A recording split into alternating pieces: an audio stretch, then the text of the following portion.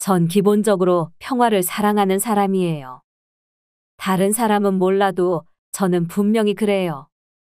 그러니까 어릴 적부터 학교에서 양보상을 항상 받아왔고, 그러니까 제가 좋아하던 오빠를 제 친구 미경이가 여우처럼 꼬셔가도 바보처럼 가만히 있었겠죠. 오늘 사연은 주의자 할머니의 이야기입니다. 응원과 질책의 댓글 부탁드립니다. 사실 앞의 말들은 농담이고 저도 이런 제가 싫을 때가 많아요. 아무리 힘든 일이 있어도 그저 꾹꾹 눌러 참기만 하는 저 자신이요. 엄마는 왜 맨날 참기만 해? 어엿한 성인이 되어 브랜드 컨설턴트가 된 저희 딸 가연이는 저랑 많이 달라요. 독립적이고 활발한 흔히 말하는 커리어 우먼이죠. 그래서인지 자기 일을 시작하고 나서부터는 한동안 정말 저를 못마땅해 했어요. 사람은 외모를 꾸미는 게 기본이야. 우리는 다른 사람을 겉모습으로 평가하지 않을 수 있지만 다른 사람은 우리를 겉모습으로 평가한다고. 가연이의 직업, 그러니까 브랜드 컨설턴트는 간단히 말해 회사나 개인이 브랜드가 될 수 있도록 이미지를 컨설팅해주는 직업이에요. 엄마도 맨날 할인해서 산 옷만 입지 말고 이참에 나랑 백화점 좀 같이 가요. 내가 옷 사줄 테니까. 됐어. 네가 돈이 어디 있다고. 나는 지금 있는 옷으로 충분하다. 내가 돈이 어디 있긴? 맨날 새벽까지 일해서 돈 버는 거 몰라서 이래요? 알죠? 왜 모르겠나요? 하지만 자식 둔 부모님들은 다 이해하실 거예요. 자식이 그렇게 고생하면서 번 돈을 어떻게 함부로 쓰겠어요. 그저 한 푼이라도 자기를 위해서 쓰기를 바라며 나는 조금 덜 먹고 덜 입더라도 내 자식만큼은 행복하길 바라는 게 부모 마음이잖아요. 그건 남편도 저도 마찬가지였어요. 난 몰라도 당신은 가연히 말 좀 들어. 젊을 때처럼 예쁜 옷도 좀 사입고 말이야. 아이고, 당신부터 그 30년 된 가죽 재킷 좀 버리고 말해요. 맨날 어디 갈 때마다 그것부터 꺼내면서. 아, 왜 그래? 이거 내가 사랑하는 사람이 사준 거란 말이야. 그거 내가 우리 첫 결혼기념일 때 사준 거잖아요. 내 말이 그 말이야. 남편은 평생 성실하게 살아온 사람이에요. 젊을 때부터 대기업에서 성실히 근무해서 정년까지 무사히 마치고 퇴직했죠. 저도 욕심 부리지 않고 재산을 모아놓았고 그런 덕분에 저희 집은 큰 모자람 없는 집이 될 수 있었답니다. 이제 남은 건 우리 가연이만 좋은 남자 만나서 무사히 결혼하는 건데. 그게 어디 우리 뜻대로 되겠어요? 나는 가연이 성격에 남자가 도망가지나 않으면 다행인걸요. 당신 생각도 그렇지? 우리 가연이가 누굴 닮은 건지 여자치고는 성격이 드세. 누굴 닮긴요? 당연히 당신이죠. 그래? 난 당신이라고 생각했는데. 앞서 말씀드린 것처럼 제가 바보같이 참는 성격을 타고난 탓에 남편은 다소 성정이 불같은 사람을 만났어요. 그나마 최근에는 나이가 들어서 그 기운이 많이 약해졌지만 가끔 열받으면 여전히 욱하고는 한답니다. 그리고 그 기운은 가연이가 그대로 물려받았고요. 그나마 얼굴이 예쁘장하기는 하지만 저런 가연이를 누가 데려갈까 싶었는데 저희의 예상보다 그 시일이 빠르더군요. 엄마, 나 결혼할 사람 생겼어. 가연이하고 제주도에 갔을 때 들은 말이었어요. 고기국수를 먹고 있었는데 가연이가 그 말을 하니까 남편이 입맛을 다시며 말하더군요. 국수 먹고 있는데 국수 먹을 일을 이야기하네. 정말이니? 그럼 정말이지. 내가 결혼으로 농담을 하겠어? 진짠가 보네. 어떤 사람인데? 도대체 어떤 남자가 천하의 이가연 눈에 들어왔을까? 사실 가연이는 환경상 연애를 하기가 쉽지 않아요. 브랜드 컨설턴트답게 맨날 회사 대표나 연예인을 많이 만나다 보니까 날고 기는 남자들을 많이 보게 되고, 그러다 보니 자연스럽게 눈이 높아졌거든요. 그런데 막상 가연이가 데려온 남자, 그러니까 현석이는 저희가 예상한 이미지와는 전혀 달랐답니다. 안녕하세요, 어머니. 박현석이라고 합니다. 국수집에서 가연이에게 처음으로 이야기를 듣고 그로부터 몇 달 후에 만난 현석이는 뭐랄까 순둥순둥한 강아지 같은 인상이었어요. 그래서 보자마자 남편과 저는 알아챘죠. 아, 가연이가 자기 말 잘 들을 순한 애를 골랐구나 하고요. 아니나 다를까 현석이는 저희 앞에서도 가연이에 대한 애정 표현이 서슴없더군요. 자기야, 이것도 먹어봐.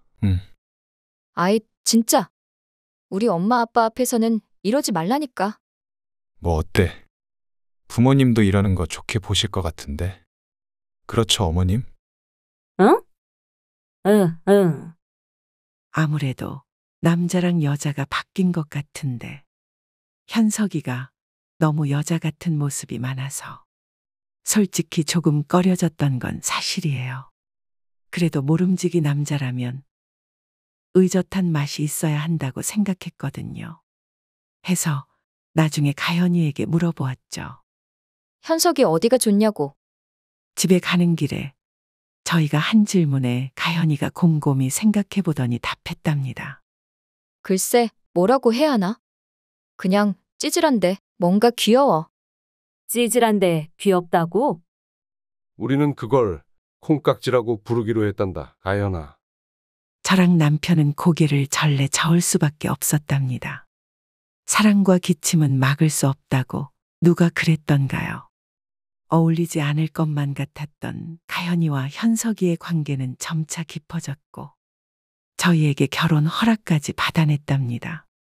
저랑 남편은 솔직히 어안이 벙벙했어요. 적당히 만나다가 헤어질 줄 알았는데.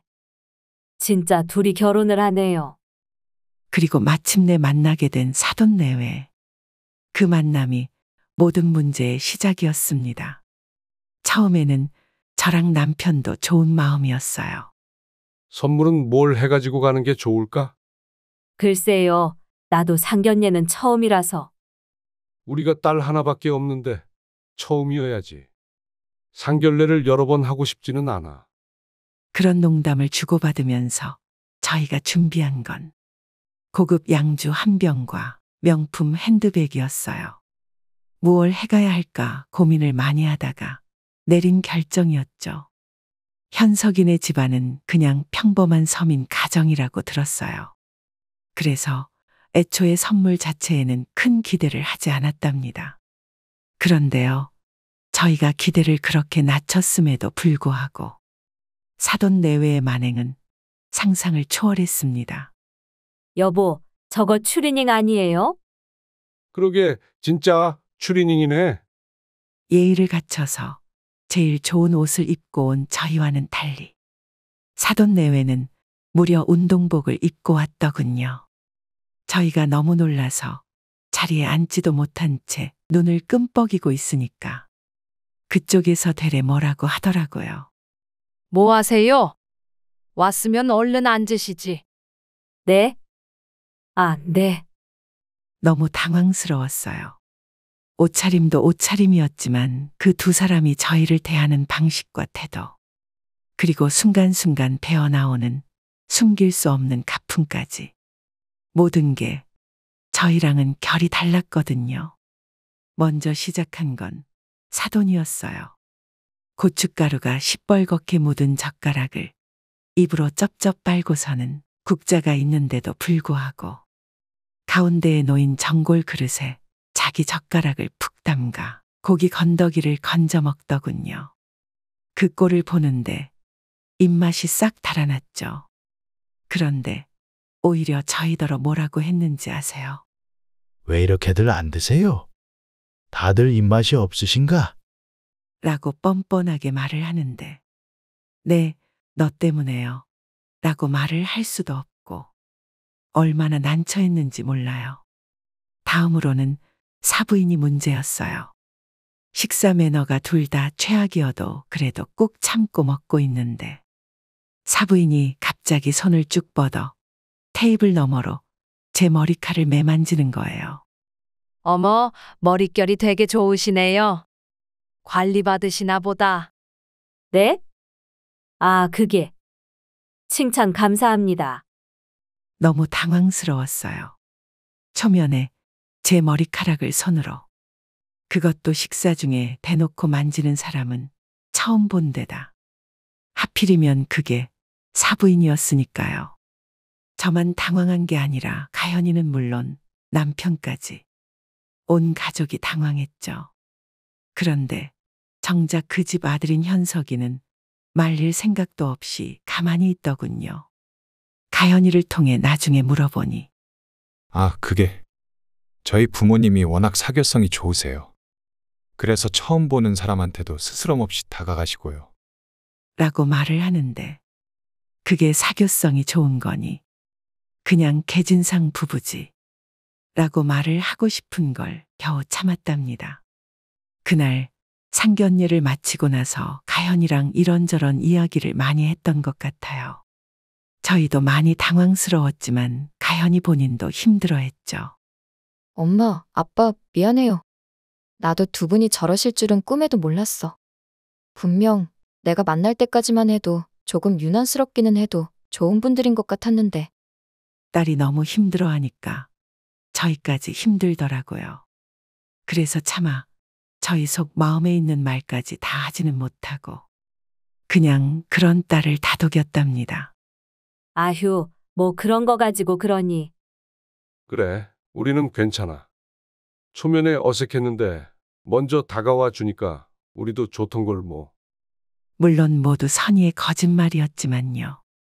사실 그럴 수 있었던 이유는 그날 밤 저랑 남편이 자기 전에 나란히 누워 나누었던 대화 속에서 찾을 수 있어요. 당신 자? 잠이 오겠어요? 오늘 상견례에서 그 꼬라지를 봤는데 하긴 그래서 말인데. 두 사람 설마 진짜로 결혼을 하지는 않겠지. 절대 안 해요. 우리 가연이를 몰라서 하는 소리예요? 걔가 어떤 앤데 분명히 지금은 콩깍지 때문에 저래도 얼마 안 가서 자기 혼자 생각을 정리할 거예요. 당신 생각에도 그렇지? 저희에게는 가연이에 대한 굳은 신뢰가 있었습니다. 가연이는 지금껏 늘 그래왔거든요. 잘못된 결정을 내리면 금세 올바른 길로 돌아왔죠. 하지만 동시에 저에게도 과제는 있었어요. 가연이가 결정을 내릴 때까지 결혼은 계속 진행되어야 했으니까요. 여보세요? 사돈이시죠? 사부인이 특유의 돼지 멱다는 소리로 전화가 올 때마다 솔직히 거북했어요. 가현이한테 이야기 들으셨죠? 이야기요? 아니요, 아무것도 못 들었는데요. 아, 왜? 예물이랑 식장까지도 모두 저희한테 아이들이 맡겼잖아요. 네?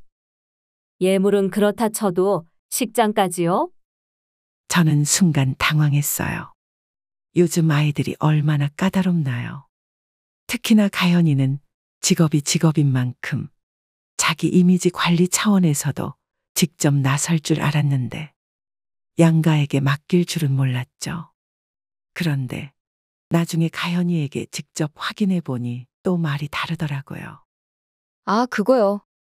시어머니가 하도 고집을 부리셔서 알겠다고 한 거예요. 고집?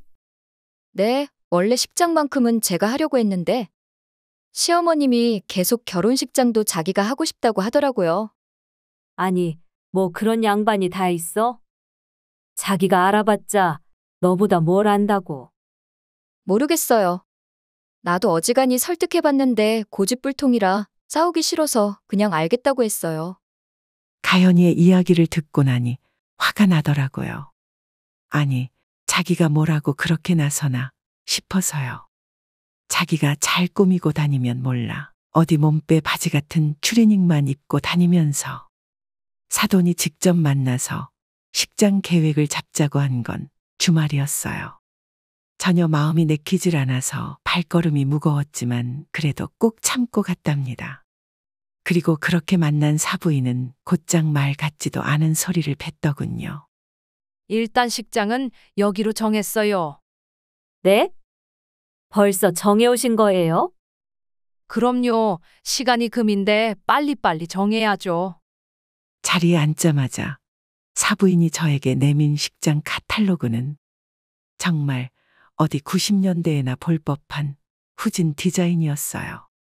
식장 이름부터 디자인 하나까지 싹 다 마음에 들지 않았죠. 할 말이 많았지만 꾹 참고 입을 열었습니다. 좋긴 한데 그럼 음식은요?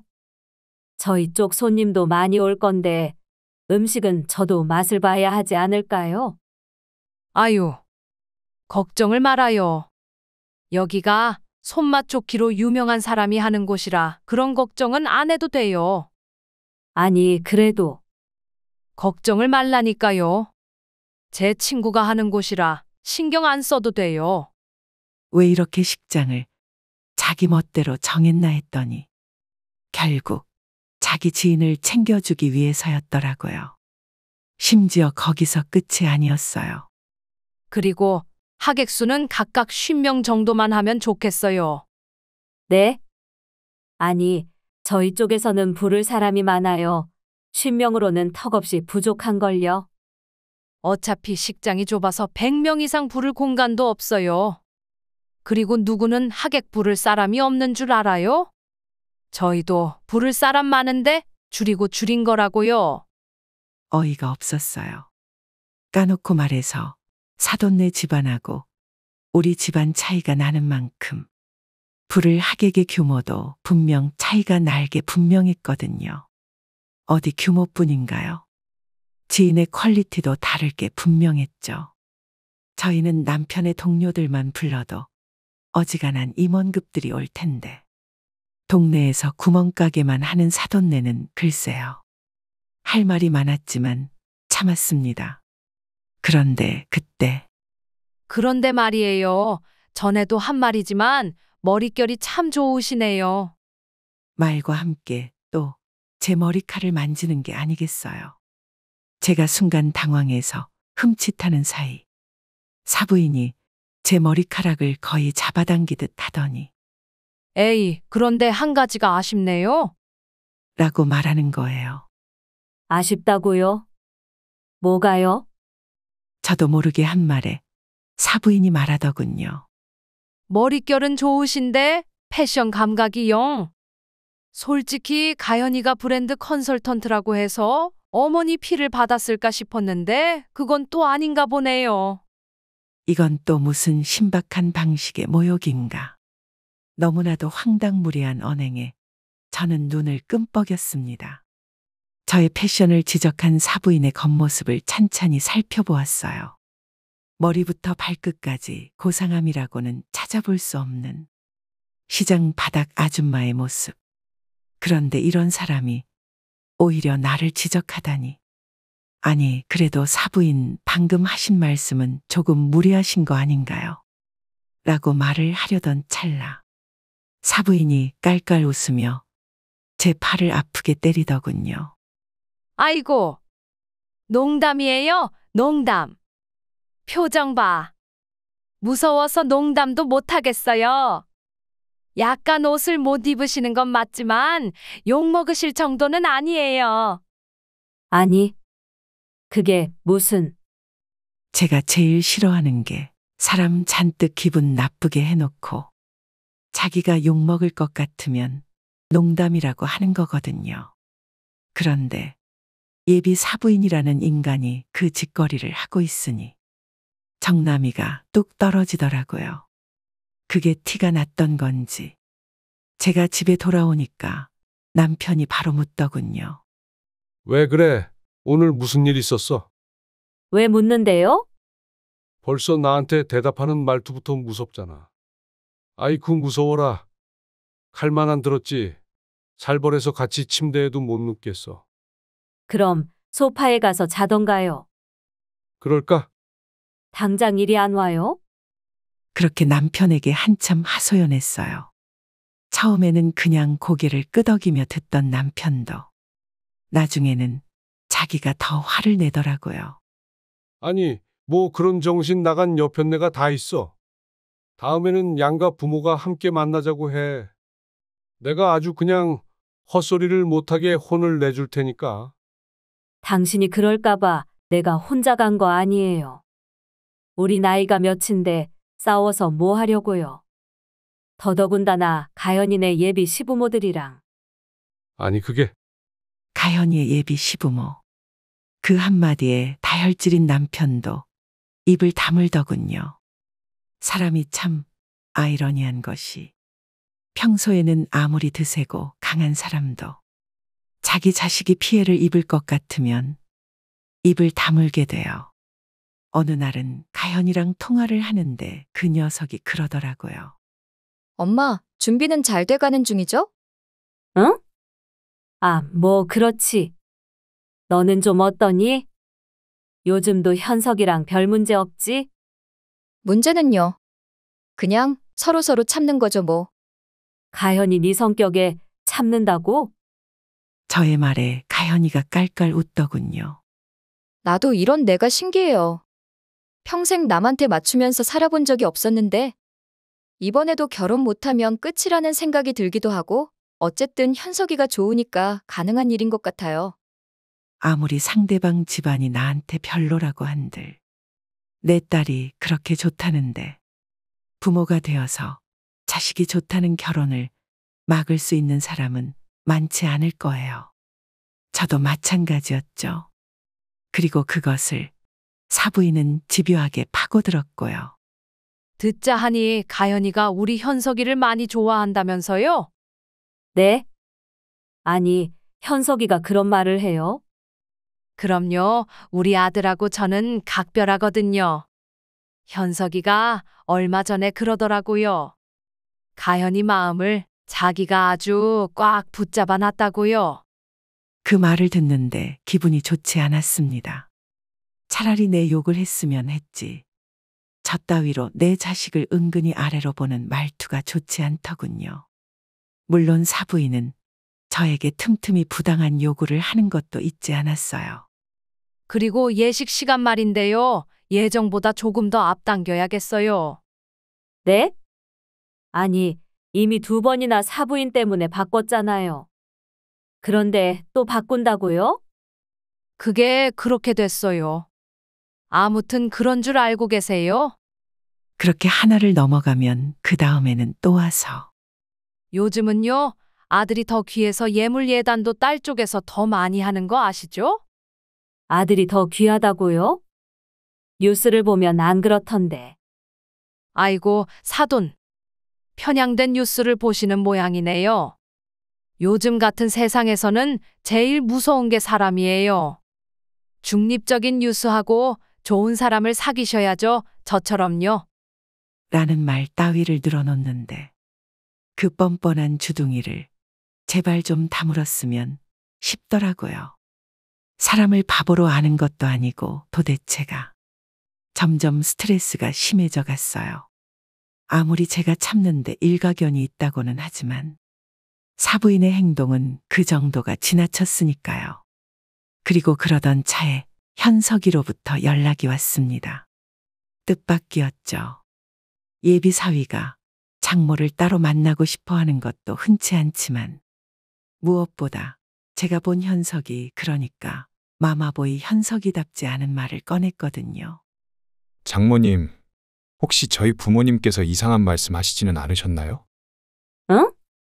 갑자기 그게 무슨 말인가? 그게 사실은 저희 어머니가 워낙 고집이 세시거든요. 그래서 제가 어렸을 때부터 사람들하고 충돌도 잦았고요. 혹시나 하는 마음에 여쭤보는 거예요. 가연이가 그래도 남자를 보는 눈이 없는 건 아니었구나. 그런 생각이 들더군요. 현석이가 이어서 말했어요. 어떤 거든 혹시 저희 어머니가 불편하게 해드린 점이 있다면 제가 대신 사과드릴게요. 아, 그래도 우리 예비 사위가 정신은 제대로 박혔구나 하는 마음에 저도 화답을 했어요. 불편은 무슨 그냥 서로 조금 견해 차이가 있는 것뿐인걸. 역시 무슨 일이 있긴 있던 거군요.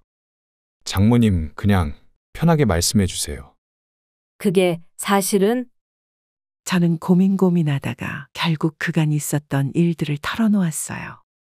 식장 고르는 걸로 인해 다투었던 것부터 폭언으로 인해 힘들었던 것까지. 그야말로 본물 터지듯 말이 나왔죠. 묵묵히 듣고 있던 현석이가 고개를 끄덕이더군요. 그런 일들이 있는 줄은 정말 꿈에도 몰랐어요. 정말 죄송합니다. 죄송은 현석이 너라도 이렇게 들어주니 정말 고맙다.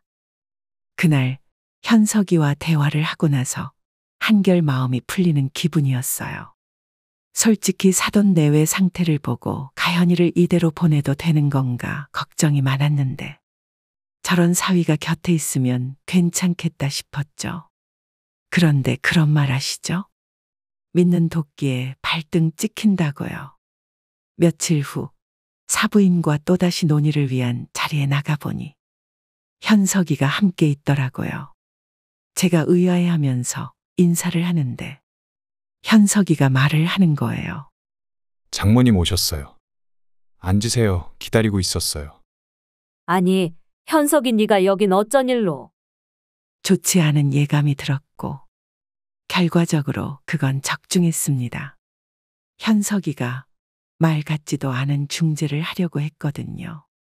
엄마, 뭐해요? 빨리 장모님께 사과드리지 않고.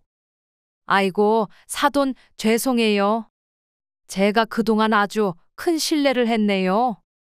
네? 아니. 그게 대체 무슨 말씀이신지. 우리 아들한테 다 들었어요. 그동안 저 때문에 아주 죽을 마시셨다면서요?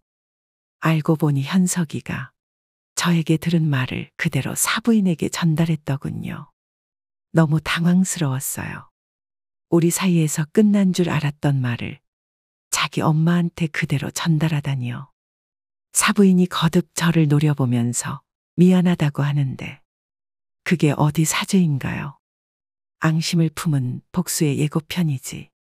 그러거나 말거나 현석이는 모두 다 해결되었다는 듯이 미소를 지으면서 일어나더군요.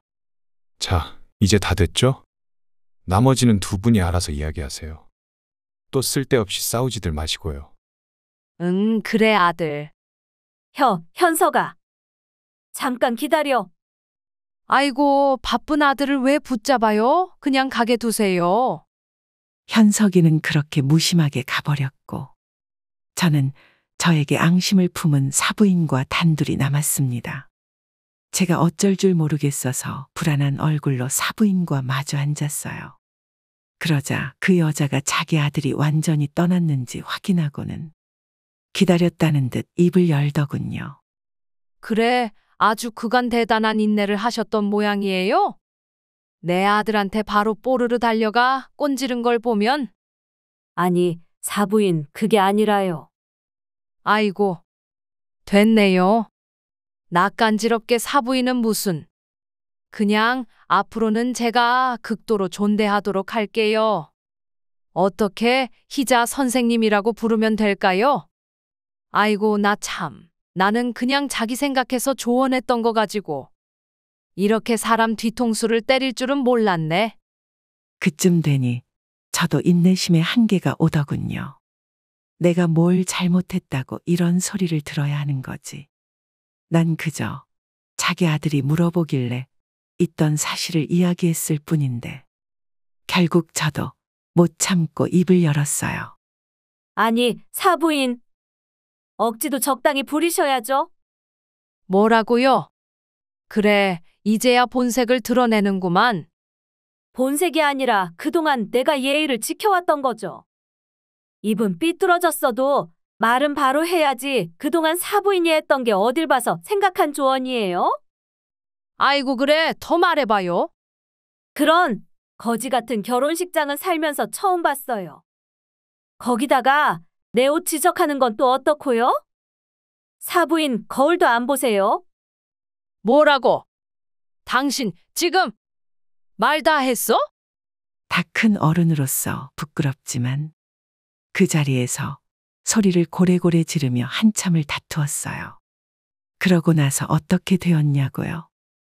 제가 먼저 부끄러워져서 그리고 혹시나 가연이한테 영향이 갈까 봐서 먼저 미안하다고 문자를 보냈죠.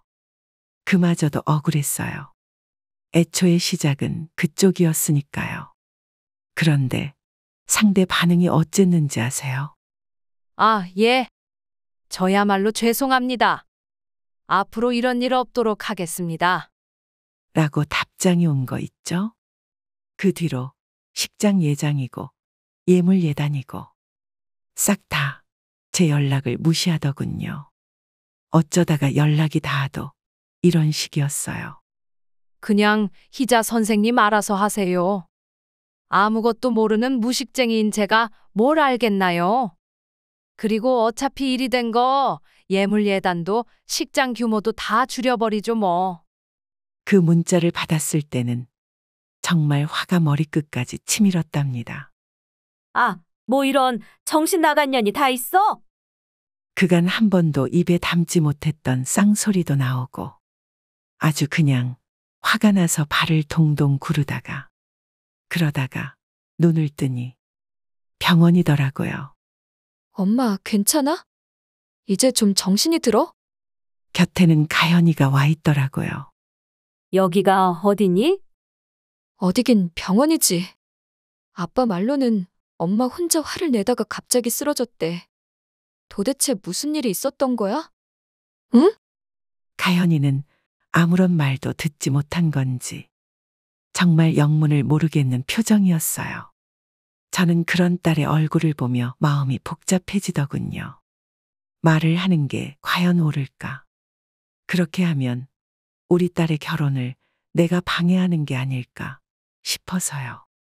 그런데 그때 가연이가 제 손을 꼭 부여잡고 말하더군요. 엄마, 그냥 있던 일을 다 말해줘.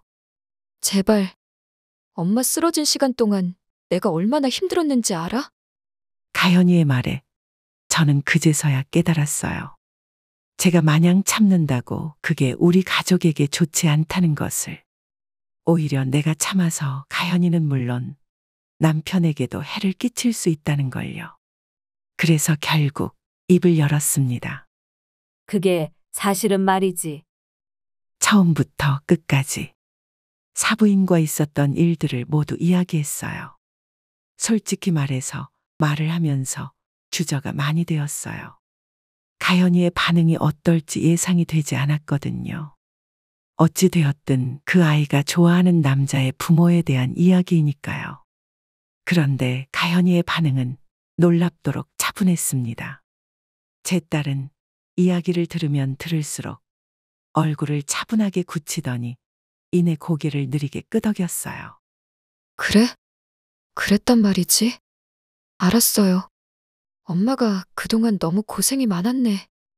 그렇게 말하고는 가연이가 자리에서 일어나더군요. 제가 놀라서 입을 열었어요. 가연아. 어디 가니? 미안해요, 엄마. 나 지금 계속 엄마 얼굴을 보면 죄책감에 울어버릴 것 같아서 잠깐 생각 좀 정리하고 올게. 그리고 10분 후 가연이가 한층 더 차분해진 얼굴로 돌아와서 말하더군요. 생각은 정리했니? 병원에서는 엄마 내일쯤 퇴원하자고 하네요. 그리고 엄마, 응. 다음 주쯤에 나랑 같이 현석이랑 현석이네 엄마 만나러 갈 수 있어요? 그 사람들을? 난 좀 싫은데. 이상했어요. 가연이가 다른 건 몰라도 저를 아끼는 마음은 진심이었거든요. 그런데 제가 싫어할 제안을 하다니요. 그때 가연이가 제 손을 꼭 부여잡고 말하더군요. 나 한 번만 믿고 가줘요, 응? 저는 그때 가연이의 눈에 비치던 은은한 광기를 보고 고개를 끄덕일 수밖에 없었습니다. 일주일 후 다시 사부인과 만나기 전날 가연이는 아침부터 저를 데리고 백화점 나들이를 갔어요. 가서는 이것저것 머리부터 발끝까지 저를 바꾸더군요. 가연아. 뭘 하는 거야? 엄마 기분 좋게 해주려는 건 좋은데 이걸 다 살 건 아니지. 다 사야죠. 그리고 이걸로도 부족해요. 부족하다니? 우리 벌써 블라우스 자켓, 치마, 구두, 가방에 향수까지. 안 산 게 없는 걸. 그 망할 모자, 콧대를 밟아주려면 부족해도 한참 부족하다니까? 네, 가연이의 계획은 바로 현석이와 그 엄마에게 복수하는 거였습니다. 저는 최대한 말려보았지만 이미 말씀드렸잖아요. 우리 가연이 자기 아빠를 닮아서 꽤나 성격이 괄괄하다고요. 한번 눈이 돌아가면 말릴 사람은 아무도 없었죠. 그리고 결전의 날, 가연이는 약속 장소에 제 손을 꼭 붙잡고 나아갔어요. 둘 다 브랜드 컨설턴트 가연이의 세심한 코디와 터치를 받은 상태였죠. 저 멀리 사부인과 현석이가 보이더군요. 자기야, 여기야. 현석이는 강아지처럼 가연이를 알아보고 꼬리를 흔들듯 팔을 흔들어대었고, 가연이는 그런 현석이에게 고개를 까딱하고는 사부인에게 시선을 돌리더군요. 안녕하세요, 어머니. 오랜만에 뵙네요. 그러게 너는 예비 며느리라는 게 연락을 참 오래도록 안 하더라. 저게 내 앞에서 내 딸한테 만나자마자 시비야. 순간 욱하더군요. 이미 저도 사부인 때문에 쓰러져 봤겠다. 참지 않고 한마디 하려는데 가연이가 나서더라고요. 글쎄요, 굳이 며느리인 제가 시어머니께 연락해야 한다는 법이 있는 것도 아니잖아요? 뭐라고? 그리고 꼭 먼저 인사 안 하고 연락 안 하는 사람들이 그런 말씀을 하시더라고요. 참 희한하죠? 자기들이 먼저 하면 될 걸 가지고. 가연이 너 지금 뭐라고 한 거니? 우리 가연이 작정했구나.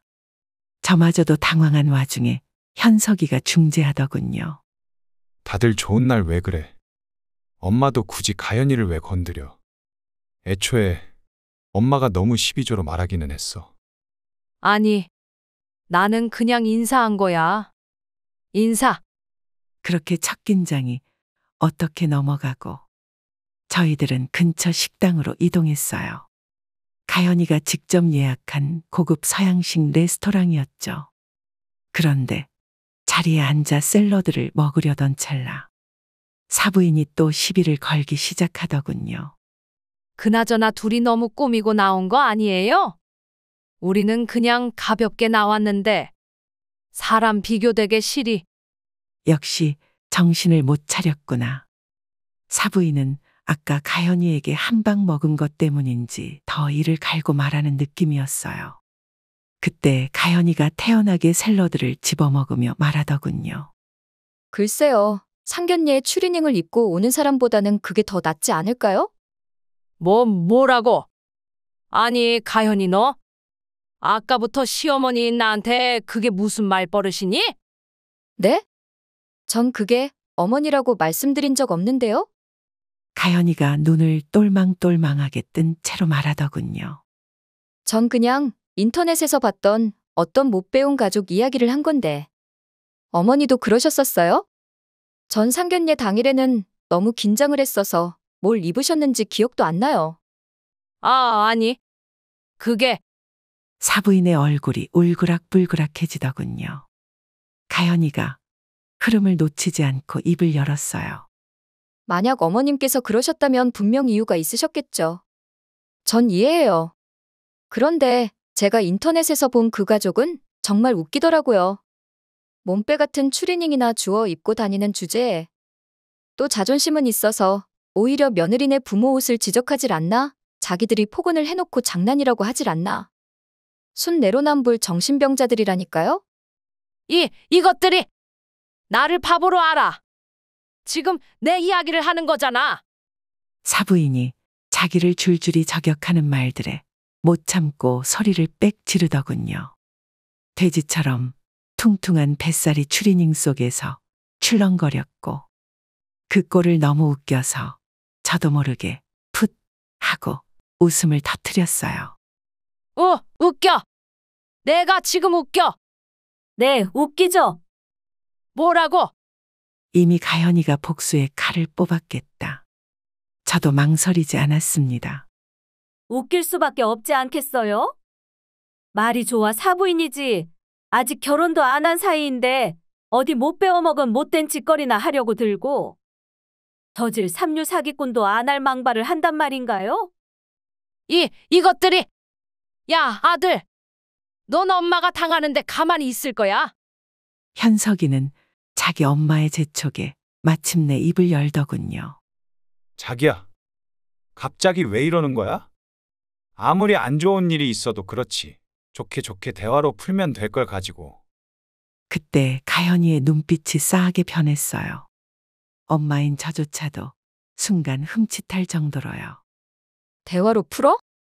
넌 그렇게 잘나서 우리 엄마가 어렵게 털어놓은 이야기를 네 엄마한테 일러 바친 거니? 네가 한 게 대화고 중재라고 생각해? 아니, 그건 싸움 붙이기야. 넌 무책임하고 비겁한 밀고 자라고. 이가연, 너 나한테까지. 자꾸 이러면 우리 파혼을 고려할 수밖에 없어. 현석이가 협박하듯 말한 파혼. 하지만 가연이는 가소롭다는 듯이 코웃음을 쳤습니다. 넌 그럼 내가 여기까지 와서 아직도 내가 너랑 결혼할 거로 생각한 거니? 정신 차려, 박현석. 너 나보다 직업도 집안도 능력도 하다못해 정력도 모든 게 다 나보다 딸려. 쪼다 같은 게 귀여워서 만나줬더니 가연이의 팩트 폭격에 현석이가 더 이상 버티지 못하고 뒤로 쓰러지듯 주저앉았습니다. 가요, 엄마. 그 꼴을 본 가연이가 제 손을 낚아채듯 끌고 바깥으로 나갔어요. 계산대로 가서 카드를 순식간에 긁고 나왔죠. 어두운 도시의 밤.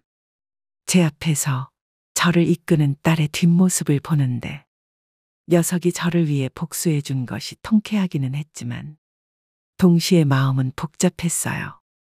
그래서 가연이를 멈춰 잡고 말했죠. 가연아, 미안하다. 무슨 말이에요 또? 그냥 내가 조금 더 참았더라면 네 결혼을 망치지 않았을 텐데. 저의 말에 가연이가 잠시 인상을 찌푸리더니 이내 살풋한 미소를 짓더군요. 엄마도 참 너무 착해서 탈이라니까. 아직도 모르겠어요? 뭐가 말이니? 가연이가 저를 바라보며 옅은 미소를 지었어요. 엄마가 내 결혼을 망친 게 아니라 날 미친놈들한테서 구해준 거예요. 생각해봐요. 저딴 인간들하고 결혼을 해봤자 이 천하의 이가연이 참고만 살았겠어요? 바로 오늘처럼 때려 부수지.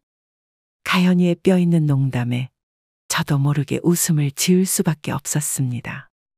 그렇게 결혼은 끝났어요. 가연이는 그 후로 더욱 일에 매진하여서 한동안 마음이 좋지가 않았는데 그런데 참 사람 일이 신기한 게 똥차 가고 벤츠 온다고 가연이 고객 중에 능력 있는 연하남하고 또 어떻게 인연이 닿았나 봐요. 엄마, 나 이제 벤츠남 만난다? 나더러 당장 결혼하고 싶대. 가연이가 사진을 보여줬는데 정말 이전에 만나던 구질구질한 놈들하고는 다르게 훤칠하고 잘생긴 데다 수석, 듣자 하니 능력도 있더라고요. 저도 모르게 안도의 눈물이 흐를 정도로요. 뭐야, 엄마. 울어? 아니, 그게 너무 다행이다 싶어서. 그동안 네 결혼 때문에 걱정을 많이 했거든. 엄마도 참. 가연이가 제 얼굴에서 눈물을 닦아주더니 제 얼굴을 차분하게 바라보며 말하더군요. 울지 마, 엄마. 지금 만나는 이 사람 정말 괜찮은 사람이야. 그리고 생각해보면 이 사람을 만날 수 있었던 건 가연이가 옅은 미소를 지으며 말을 이었습니다. 모두 엄마 덕분이잖아. 앞으로는 행복한 일만 있을 테니까. 그러니까 울지 말자, 응?